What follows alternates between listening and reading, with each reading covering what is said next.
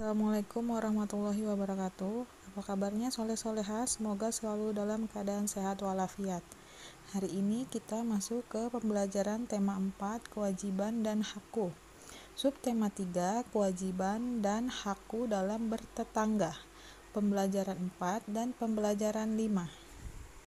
Pembelajaran 4, muatan bahasa Indonesia KD 3.10 dan 4.10, menyajikan kalimat permasalahan dan sarannya dalam bentuk bagan.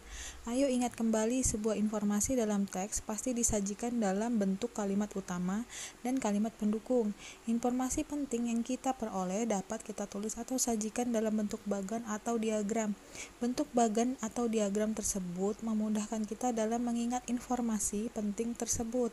Saat menulis informasi penting dalam bentuk bagan atau diagram, gunakan kata-kata baku dan kalimat sesuai ejaan yang benar. Masuk ke muatan PPKN KD 3.2 dan 4.2, kewajiban dan hak ketika bekerja sama dengan tetangga. Kita sudah mempelajari bahwa kita harus dapat menjaga keseimbangan antara hak dan kewajiban tanpa merugikan orang lain. Hal ini sangat penting agar dapat tercipta suasana yang rukun, baik di lingkungan rumah, sekolah, maupun masyarakat. Salah satu contoh pelaksanaan hak dan kewajiban di lingkungan masyarakat yaitu kewajiban dan hak ketika bekerja sama dengan tetangga.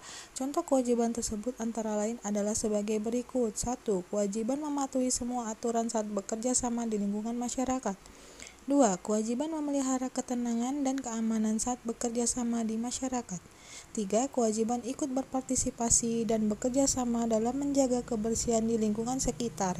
Perhatikan contoh gambar berikut. Ini adalah contoh berpartisipasi dalam kegiatan kerja bakti membersihkan lingkungan sekitar rumah merupakan bagian dari kewajiban dalam bertetangga.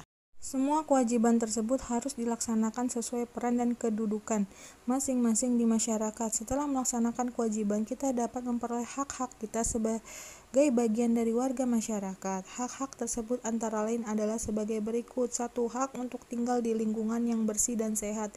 2. Hak ikut berpendapat untuk kepentingan bersama. 3. Hak untuk tinggal di lingkungan yang tenang dan aman. Kita sebaiknya dapat melaksanakan hak dan kewajiban dengan baik agar tercipta persatuan dan kerukunan di antara warga masyarakat. Berikut adalah contoh gambar. Merasakan lingkungan di sekitar rumah yang bersih dan nyaman merupakan bagian dari hak dalam bertetangga. Pembelajaran 5, muatan bahasa Indonesia KD 3.10 dan 4.10, menemukan kalimat penyelesaian dalam teks tentang kewajiban dan hak dalam bertetangga. Kalimat penyelesaian dapat ditemukan dalam suatu teks yang kita baca atau kita dengar. Kalimat penyelesaian biasanya diawali dengan suatu masalah. Setelah menyimak teks, kita dapat menuliskan kalimat penyelesaian dengan menggunakan kata-kata baku dan kalimat yang sesuai dengan ejaan yang benar. Kemuatan PPKN KD 3.2 dan 4.2, kewajiban dan hak berkaitan dengan hewan peliharaan. Apakah kamu memiliki hewan peliharaan di rumah? Jika kamu memiliki hewan peliharaan, sebaiknya diperhatikan jangan sampai hewan peliharaanmu mengganggu lingkungan sekitar. Jika kamu memelihara hewan peliharaan seperti kucing, ayam, burung, atau hewan lainnya, sebaiknya kamu melaksanakan kewajiban-kewajiban seperti berikut. 1. Perhatikan gambar yang pertama, menjaga agar hewan peliharaan tidak berkeliaran dan mengganggu tetangga. Kemudian gambar kedua, untuk menjaga agar kandang hewan peliharaan selalu bersih dan tidak mencemari lingkungan. Gambar yang ketiga, memelihara kesehatan hewan peliharaan agar tidak berdampak buruk bagi kesehatan warga di sekitar. Jika kamu dapat melaksanakan kewajiban tersebut, maka kamu akan mendapatkan hakmu untuk memelihara hewan peliharaan di rumahmu. Kamu juga memiliki hak untuk memilih hewan peliharaan sesuai keinginanmu. Masuk ke materi selanjutnya, yaitu matematika KD 3.3 dan 4.3, menyelesaikan soal cerita perkalian dua bilangan yang hasilnya diketahui. Ayo ingat kembali tentang cara menemukan pasangan bilangan dengan perkalian tertentu. Kamu dapat menggunakan operasi hitung yang merupakan kebalikan atau perkalian, yaitu pembagian. Perhatikan soal cerita berikut. Ayah Dedi memiliki 400 bibit ikan lele. Ia ingin membagikan sejumlah bibit ikan lele tersebut kepada para tetangga.